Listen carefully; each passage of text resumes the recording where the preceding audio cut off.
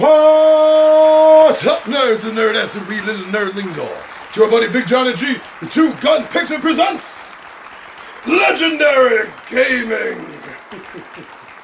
Alright, so I hope everyone's been getting excited. I hope you watched yesterday's drop of Big Johnny G's You Set Me Up.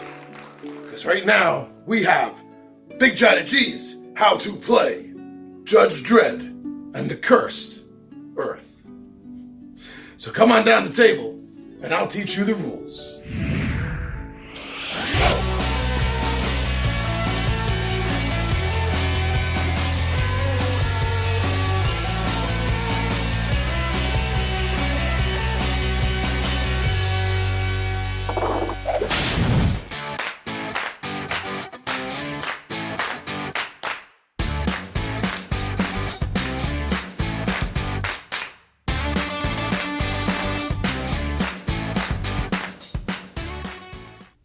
So the first thing you're going to have to understand is the cards themselves.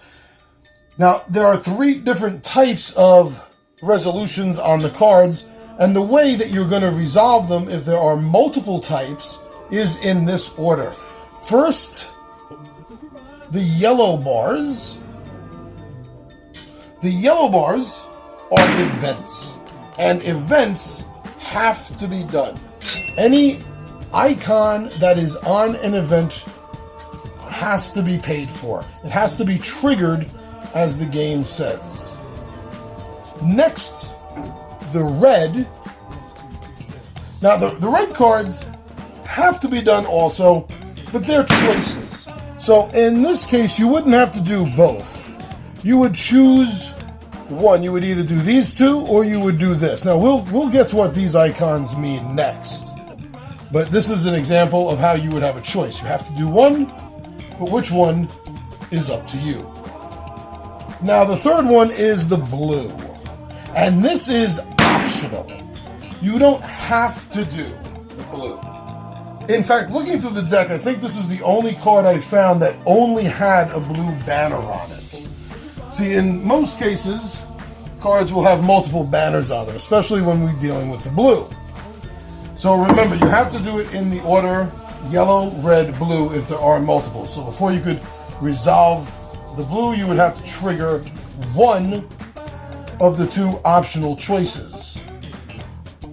While in this case, you would have to first do the yellow, and then you would have the option of doing the blue banner. And some of them have double of their own type. So, choice, event, and then one of the choices. And that's the way you read the cards. Now let's take a look at the symbols. So first, let me show you the resource symbols in the game.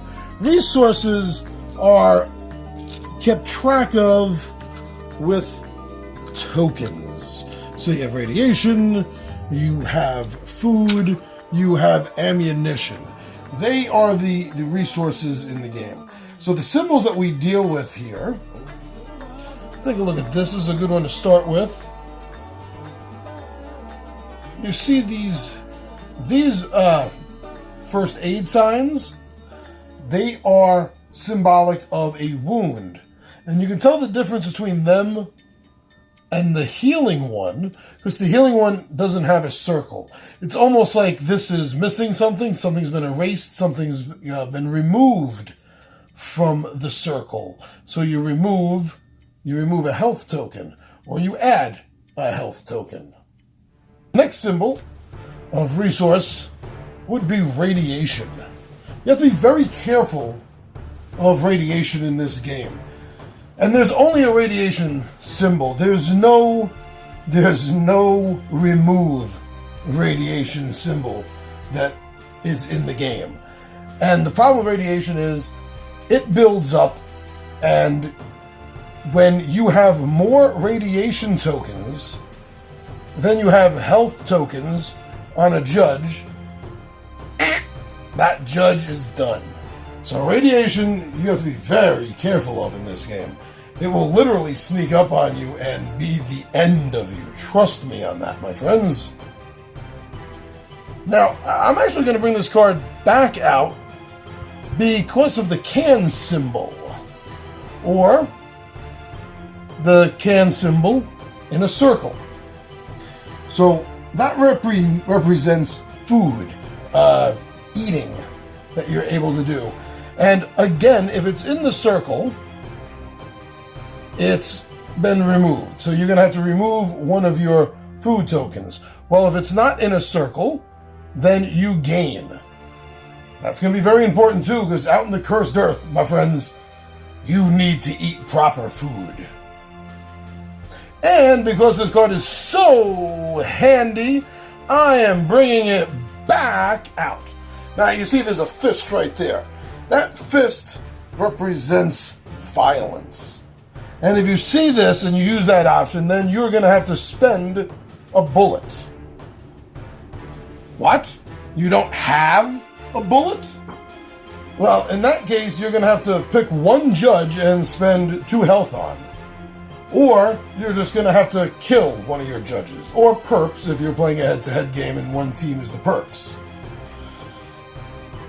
Now, the opposite of that is not a fist outside a circle, as you would think, as the rest of them have been. No, my friends, the opposite of that is a bullet symbol. That means gain an ammunition.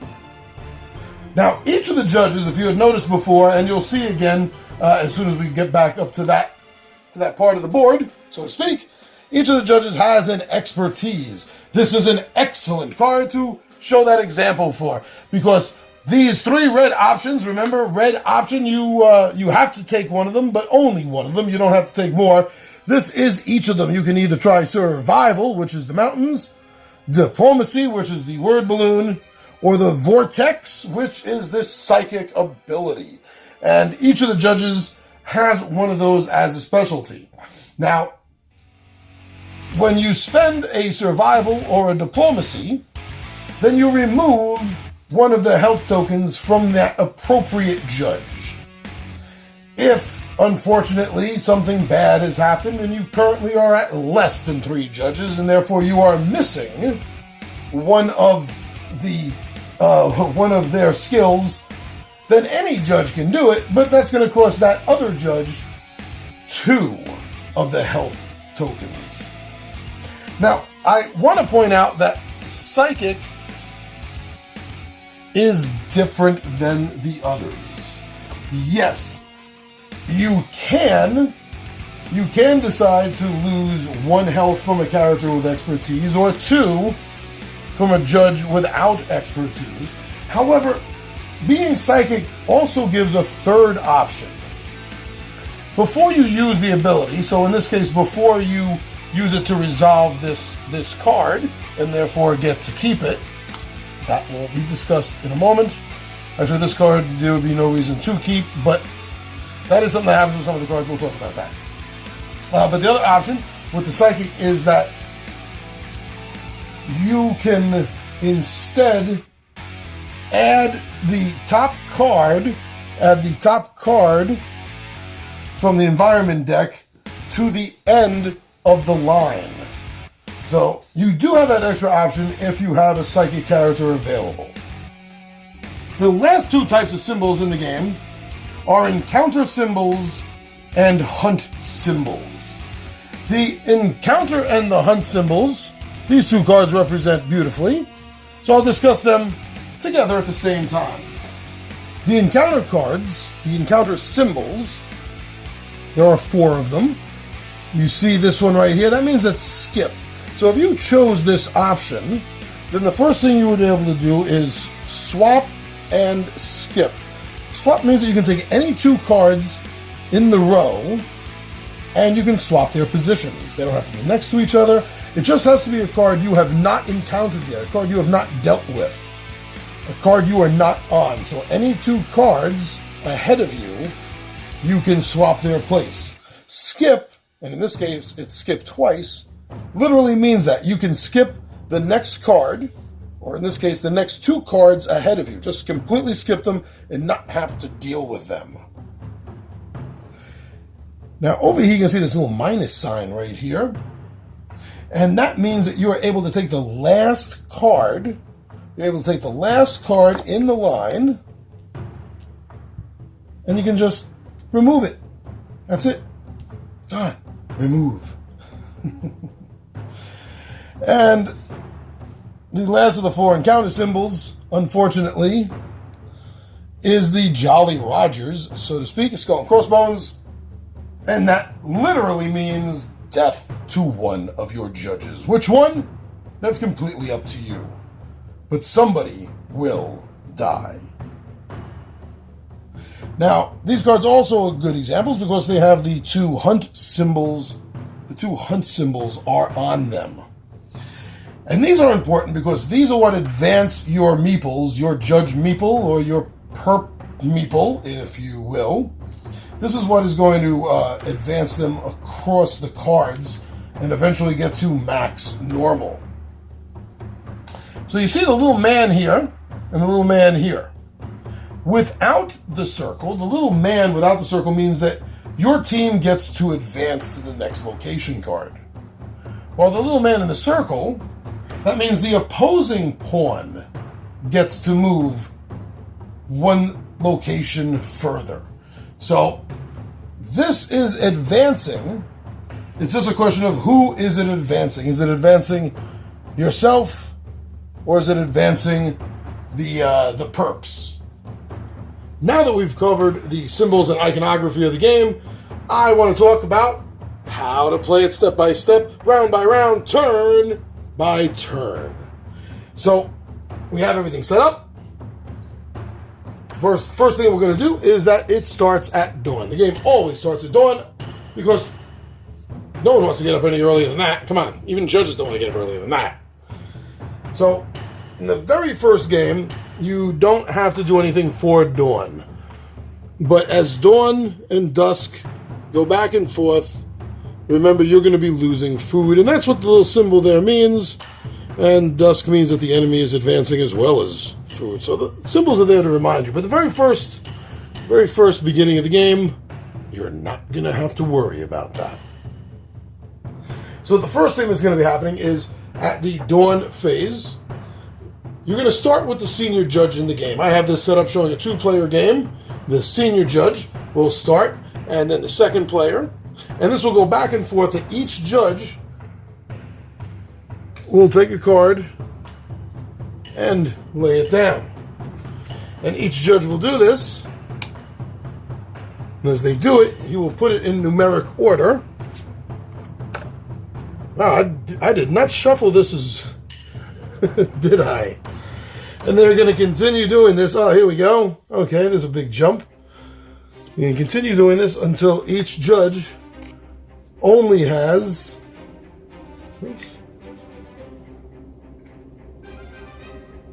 2 cards left in their hand, which will be right after this. 50.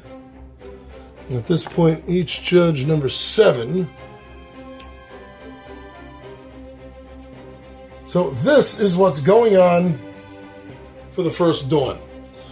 Is that you now have the cards set up and out, and this is what you're going to have to maneuver through during the day. The judges are starting in the Alabama morass, and as the card says, at the start of every investigation, gain a food.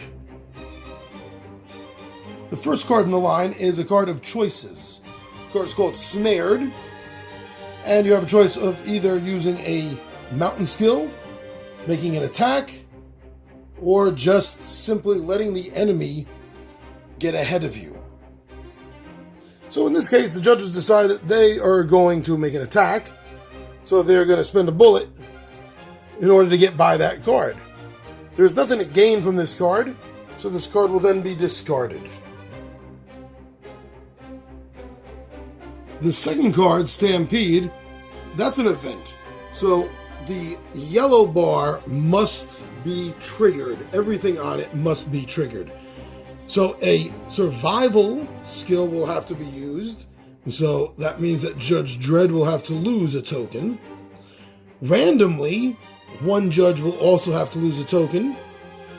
And you'll be able to swap any 2 cards from this point forward. and you'll be able to skip the next card in line.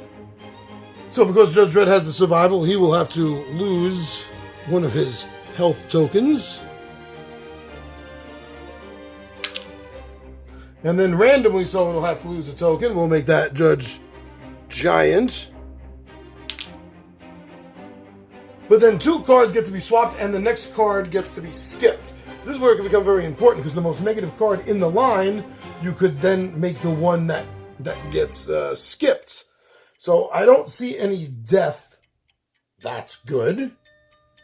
I see a lot of loss, though. But you know what? I see 2 cards. See 2 cards that are radiation. This symbol over here shows that I can get rid of the last card in the set. So I'm thinking that'd be great to get rid of these 2 radiations over here. But that still leaves these 2 over here. I really don't like those. So if I swap 2 cards,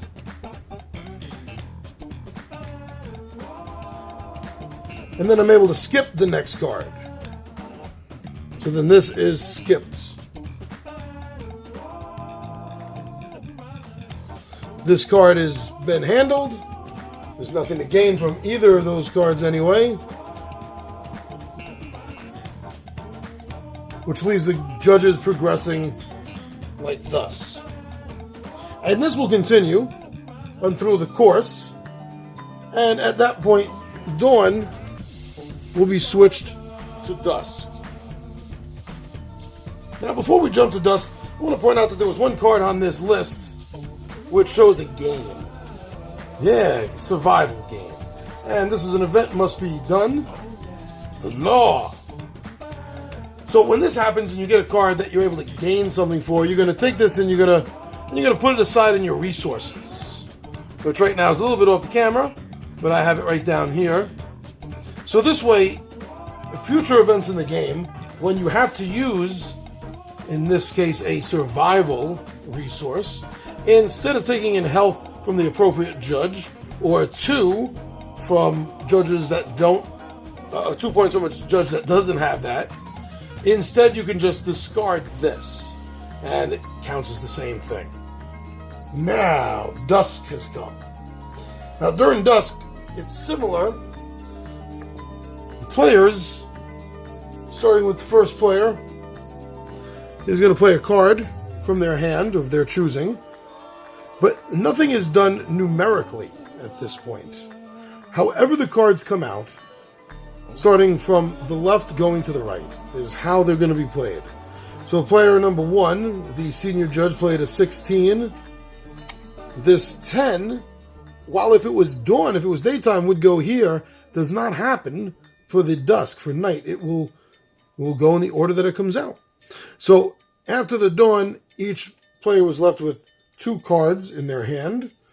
So these 4, in the exact order that they are played, once again, not in the numerical order, but in the order they are played, is how they are going to have to deal with the night occurrences. Now don't forget, because you flipped from dawn to dusk, it's going to cost you a food. And when you flip from dusk to dawn, don't forget it's going to cost you a food, and the enemy is going to advance. You will deal with the cards the same way you did with the dawn, and you will deal with them in the order they're laid out in.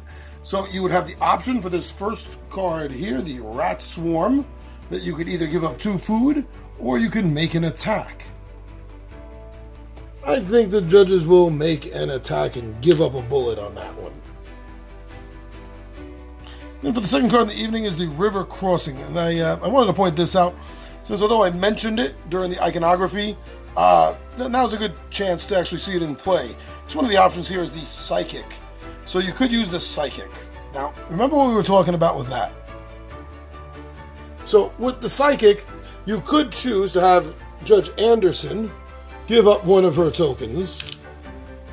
Or if Judge Anderson wasn't here, you could take 2 tokens from another one of the judges. Or as another option, instead of taking a health from her or anybody, what you can do is you can add another card. This card will be added at the end of the encounter. But this way, Anderson or another judge doesn't lose any health. And then you're back to Dawn, and you're ready to start the next round. And this will continue round to round, dawn through dusk, back and forth, as the Judge Meeple and the Per People will be going back and forth, back and forth, back and forth, neck and neck, until finally one of them finds max normal. Now, I'm sure everyone out there that has had the opportunity to play Pierce Sylvester's previous game for Osprey Games that this is based on, the Lost Expedition, you will see that this is so very similar. Big differences being with the radiation. Remember, if your radiation tokens ever outnumber your health tokens, you're dead. And the way the psychic power works, the psychic skill, that's also new to the game, as well as the way you advance through the game. It's not just going on a card that is really there for nothing more than just a counter space until you've reached enough counter points to get to the goal. These have incidences on them. They have abilities. They, in most cases, they make something happen that you have to deal with. So that brings an extra level to the game. So that is how you play Judge Dredd, The Cursed Earth. And tune in tomorrow night as I do a live playthrough, a live one-player playthrough of this. So we're going to pull it all together and see how it works. And also, last thing, as you saw from the bumper, don't forget that this, well, not this particular one, this is my copy, this has already been opened, but this game is what the monthly giveaway is. So if you are a subscriber to Two Gun Pixie and you follow the instructions that were on the earlier bumper at the beginning of this video, then yes, my friends, you have a chance to win a copy, a free unopened, brand new copy of Osprey Games' Judge Dredd, The Cursed Earth. Thank you, everyone, for checking us out on Facebook, on Instagram, and Twitter. I love it. It's so cool when you come over and see what we're doing over there, so thank you very much. We also have a Zazzle store. We're selling some cool merch, some t-shirts and hats and bumper stickers, mugs. Go over and check it out and see what we got. Might be something you like. Might be something you might see for a friend. Hell, maybe something you might see your dad might like. And everyone, thank you for coming over here to YouTube, to our home, our main home over here at YouTube. Thank you so much, everyone, for liking us, for commenting, for watching our videos. And, thank you so much for sharing them. Keep that up. Keep sharing those videos. That's the best way you can say thank you to us. So I'm your buddy Big Johnny G. The Two Gun Pixie presents Legendary Gaming. And my friends, I am out of here.